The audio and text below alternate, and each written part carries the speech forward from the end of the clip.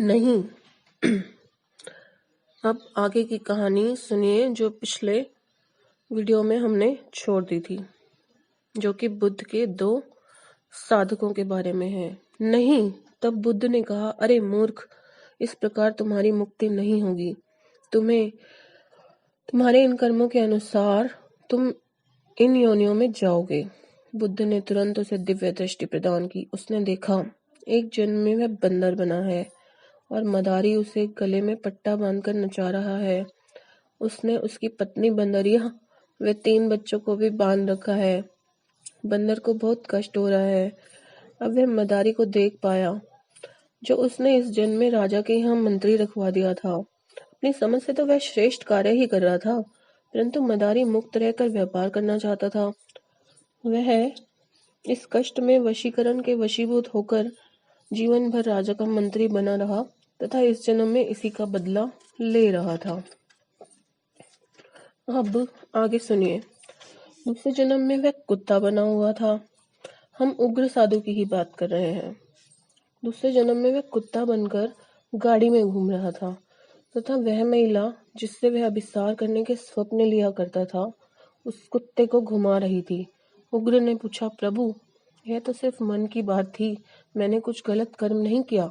बुद्ध, पर सन्यासी के लिए काम विषय को सोचना वर्जित है पुत्र। तुम कैसे अपने को साधु कहते हो? मनस्य एकम वचनस्य एकम कर्मणस्य एकम सह साधु। क्या तुम नहीं जानते? क्या मैंने तुम्हें दीक्षा प्रदान नहीं की? क्यों तुम मुझे लज्जित करते हो? उग्र अब थोड़ा डरा। फिर उसने 2 जन्म और देखे। तीसरे जन्म में वह एक लड़की बना था, क्योंकि उसके पाप कर्म कुछ क्षीण हो गए थे।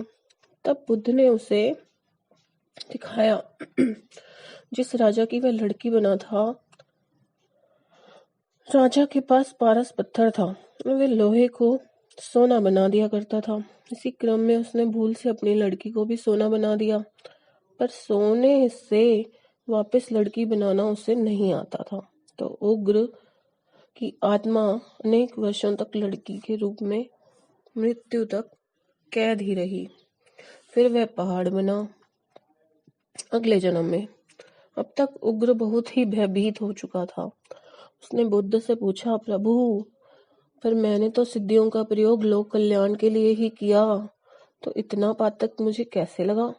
बुद्ध, रे मूर्ख, तुम कौन से गुरु से इन सिद्धियों का प्रयोग करने की आज्ञा लेकर आए? तुम क्या अपने को संत नामदेव, एकनाथ, रामकृष्ण समझते हो या विशुद्धानंद समझते हो? तुम एक कलयुगी साधु हो। तुम्हारा काम केवल लोक कल्याणार्थ कार्य करना था, जैसी मैंने तुम्हें आज्ञा दी थी। तुम्हारी भाव अवस्था उतनी श्रेष्ठ नहीं है। तुम इन सब सिद्धियों का प्रयोग कर किसी को भी बंदर बना सकते हो। अगर मन नहीं होता, अगर धर्म नहीं होता, तुम घोर नरकों में पड़ते। मैंने ही धर्म के अंदर प्रकट होकर तुम्हें इस पातक से बचाने की चेष्टा की है। जाओ, जाकर दोबारा साधना करो, सरलता व भक्ति को प्राप्त करो। तुम बहुत ही कपटी और क्लिष्ट हो गए हो।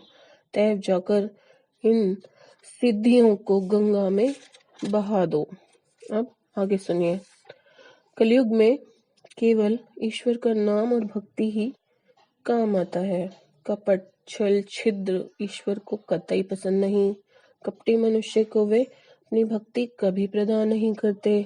उनकी स्वयं की प्रदान की हुई भक्ति ही भक्ति है, अन्यथा कोई भक्त बन नहीं सकता। अनेक जन्मों का ज्ञान व्यर्थ चला जाता है। बुद्ध उग्र को बोले, तुम एक जन्म के प्राप्त किए हुए ज्ञान में इतना फूल कर घूम रहे हो। जाओ, दोबारा साधना करो। उग्र जागृत हो गया।